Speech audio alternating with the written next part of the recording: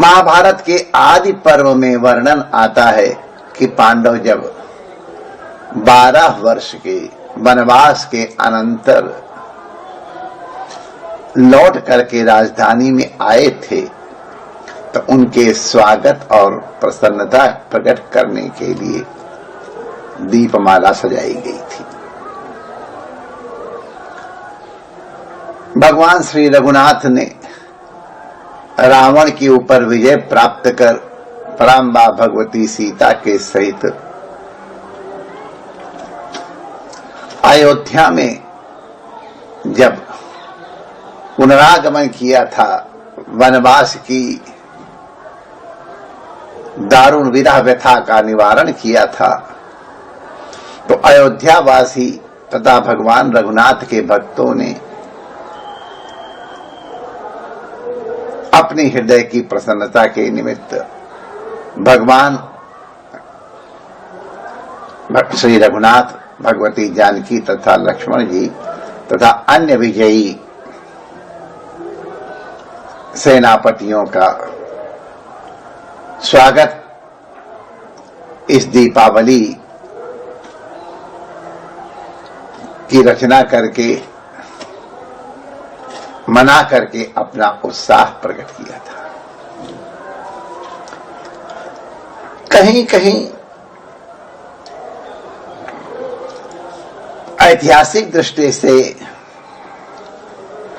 जब सम्राट विक्रमादित्य ने विदेशी आक्रमणकारियों का प्रतिकार किया था, उनके ऊपर विजय प्राप्त की थी, उन्हें नियंत्रित किया था, तो उस निमित्त भी प्रजाजनों ने प्रसन्न होकर के दीपमाला की रचना की थी। जो भी हो, मूल में ये स्पष्ट होता है कि अत्यंत परिश्रम पूर्वक उपार्जित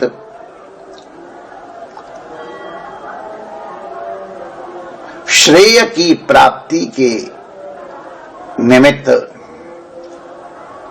श्रेय प्राप्तकर्ताओं की प्रसन्नता तथा अपने हृदय के प्रेमोद्गार को प्रकट करने के लिए दीपमाला सजाई जाती है, लक्ष्मी का पूजन किया जाता है।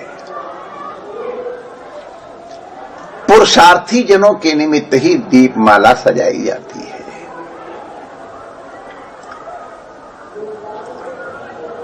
जो पुरुषार्थी होते हैं, पुरुषार्थिनम सिंहमुपैति लक्ष्मी, जो पुरुषार्थी हैं, लक्ष्मी उनका वर्ण करती है, इन कथानकों से भी स्पष्ट होता है। तथा महाभारत में दान पर्व में वर्णन आया है कि लक्ष्मी जी बताती हैं कि मैं कहां निवास करती हूं, तो माता जी ने कहा, वसामि नित्यम सुभगे प्रगल्भे दक्षे नरे कर्मणि वर्तमाने अक्रोधेन देव परे कृतज्ञे जितेंद्रिये नित्य मुदीर्ण सत्वे।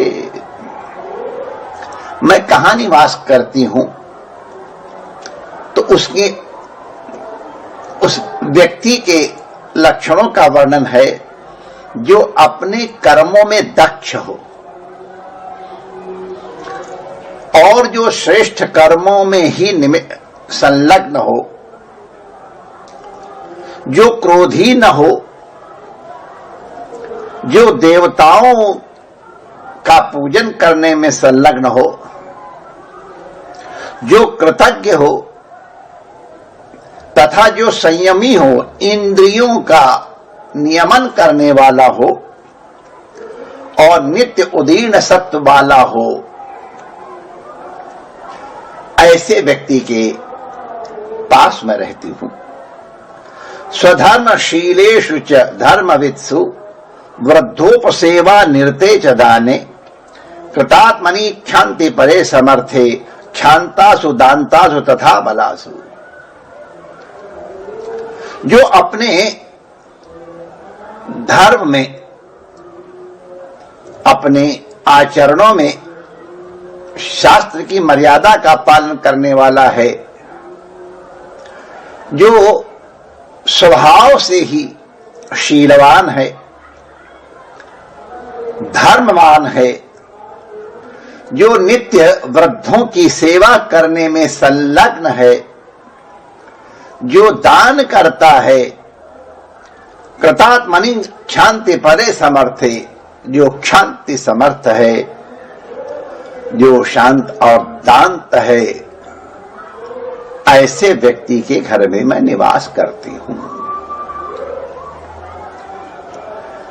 लक्ष्मी देवी का आज पूजन किया जाता है, क्योंकि वेद में, श्री सूक्त में वर्णन आया है, पराम्बा भगवती अश्वदायी गोदायी धनदायी महाधने, धनम में जुषताम देवी सर्व कामांश्च देहि में, पुत्र पौत्रम धनम धान्यम हस्तस्वादि गवेरथम, प्रजानाम भवसी माता आयुष्मंतम करोतु मे।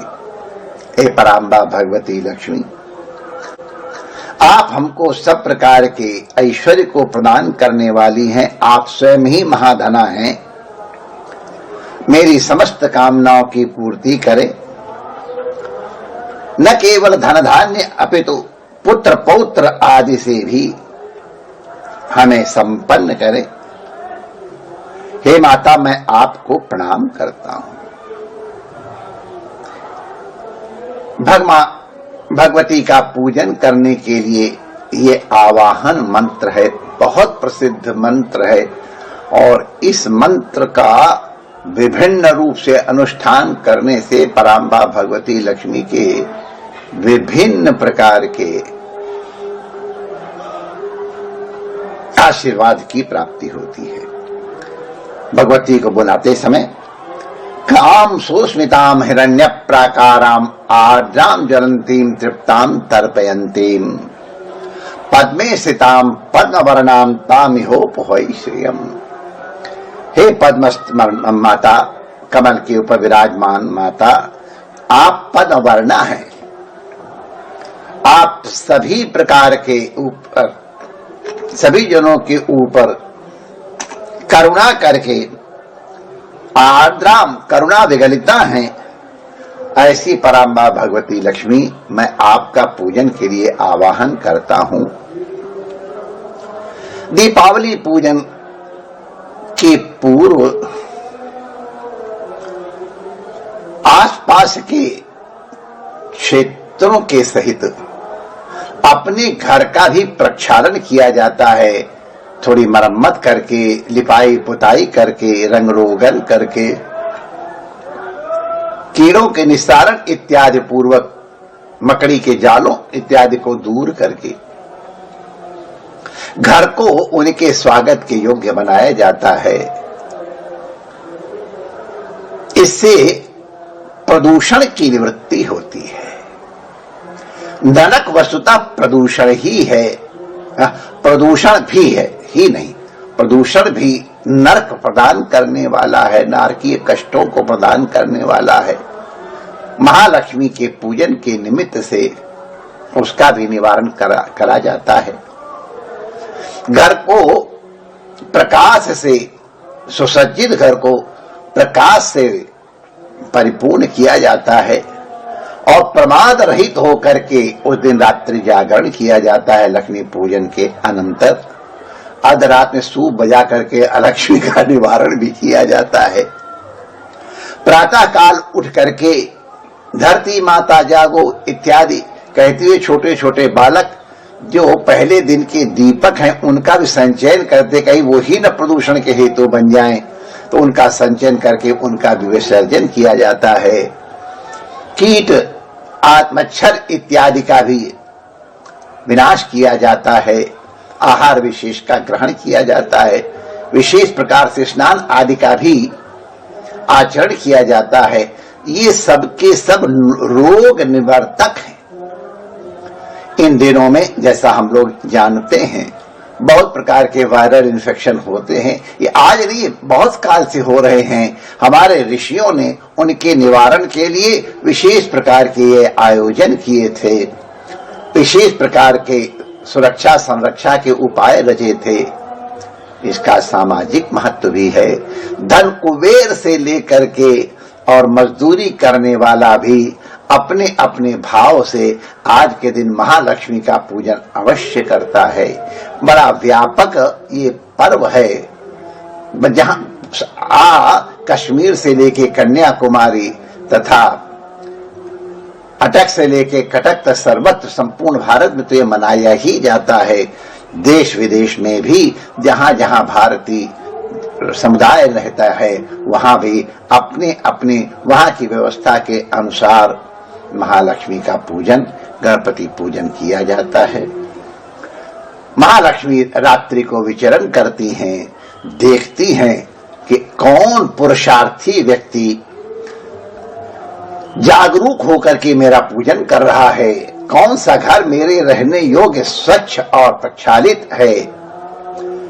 तो इसका माने जो पुरुषार्थी हैं, जो प्रमादी नहीं है, जागरूक हैं, जागरण जागरूकता का प्रतीक, उद्यमशील हैं, ऐसे पुरुष सिंह को महालक्ष्मी उपैति माने स्वीकार करती हैं।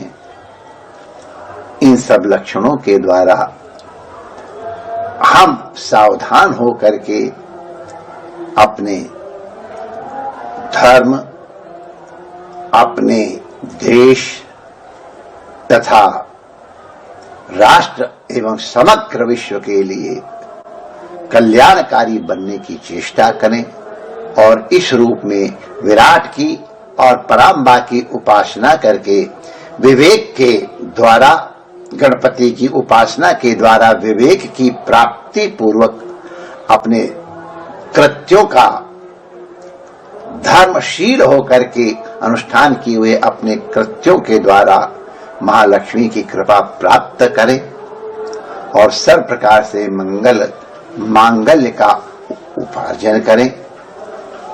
दीपावली बड़ा मंगलमय पर्व है। आप समस्त श्रोताओं को जो यहाँ उपस्थित हैं तथा विज्ञान के माध्यम से जुड़े हैं, उनके लिए मैं यहाँ उपस्थित सभी संतों महापुरुषों को प्रणाम करते हुए आचार्य जी सहित समस्त ऋषि कुमारों और विप्रदेवों को प्रणाम कर उनकी मंगल कामना करता हूँ। जय श्री कृष्ण।